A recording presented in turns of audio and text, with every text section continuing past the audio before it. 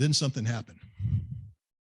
This unknown, this former KGB officer, this St. Petersburg bureaucrat emerged from nowhere to become first the head of the FSB, the follow on to the KGB, then prime minister.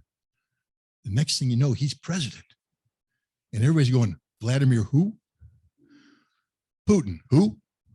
Don't know him, don't know anything about him. He emerged from nowhere. He was literally the accidental president. You want to know why he became president? He was the most honest man around Yeltsin at the time.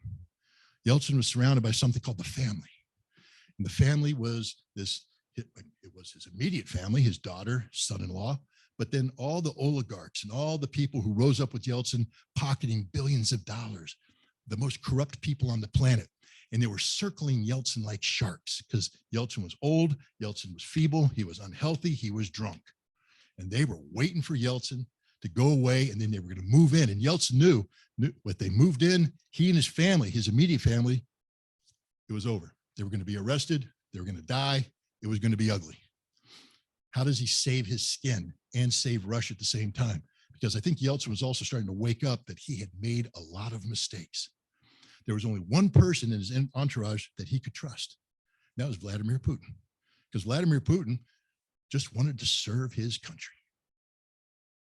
Not a bone, not a corrupt bone in his body. Everybody goes, Scott, you can't say that. I know I can't say it because I never met the guy. But you know, the Consul General of St. Petersburg from the United States of America can say it.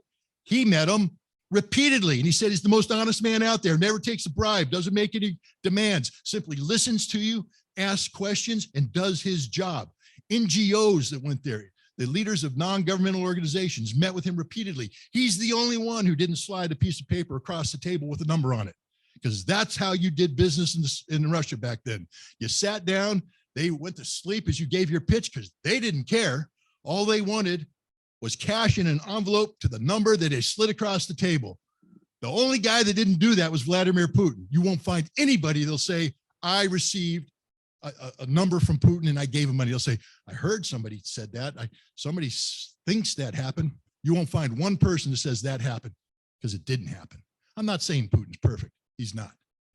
I am saying he's the least corrupt individual around Boris Yeltsin at a time when Yeltsin was looking for somebody to step up and save Russia, and Putin stepped up and he saved Russia. You want to know what kind of guy this guy is? When Yeltsin came up to him and said, I need you to become president, he said, not me, babe. I'm not, that's not my job. I'm not up to it. I don't want this job. And Yeltsin said, you got to take it. So he did.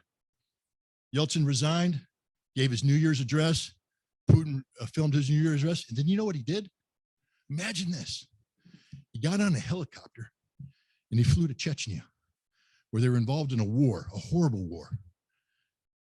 And his first act as president was to go visit the troops at the front and wish them a happy new year, shake their hands and say, you matter to me, you count. Guys, I know we're supposed to be peace activists, but I'm telling you, as a former Marine, that's one hell of a gesture. To have your commander in chief, this is first act, come to the front lines and meet you and tell you, I got your back. And he wasn't just telling the troops that, he was telling Russia that. I've got your back. Things are going to get better. I guarantee it. And he followed up. He did. He delivered on the goods. Ask anybody who's in Russia today. Compare and contrast what's going on in Russia today with what's going on in the 1990s, and you can't say, oh, it's worse today. You won't find anybody who says that. The 1990s was the worst, and Putin has made dramatic improvements. You know who's irritated about it? The United States. See, we didn't want Vladimir Putin to be in power. That's why we bought Boris Yeltsin his re-election in 1996. And we've been conspiring to undermine Putin ever since. Again, I'm talking about the roots of the current conflict began way, way back from the very beginning. The moment Vladimir Putin became president, we said he has to go because he's not the leader we want for Russia. He's talking about a strong Russia. We don't want a strong Russia. We want a weak Russia. We want a Russia that's compliant to the West, not a Russia that says we're the equal. Russia that wants a seat at the table.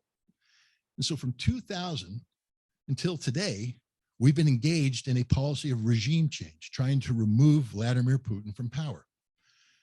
Now, we tried to do it the soft way early on.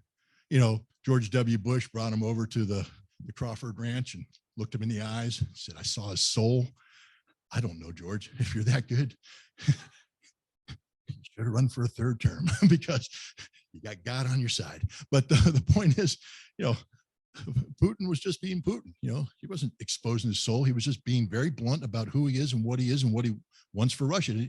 What he doesn't want is Russia to be challenging the United States on the global stage. What he does want is for Russia to assume its natural place in the world. And when I say natural place, understand it's one of the largest energy producers in the world. It's an economic powerhouse. We have people saying it's just a gas station disguised as a country. Really? How's that working, guys? I mean, if you're going to mock a country and call it a gas station disguised as a country, don't be an automobile stuck in the middle of nowhere with an empty gas tank.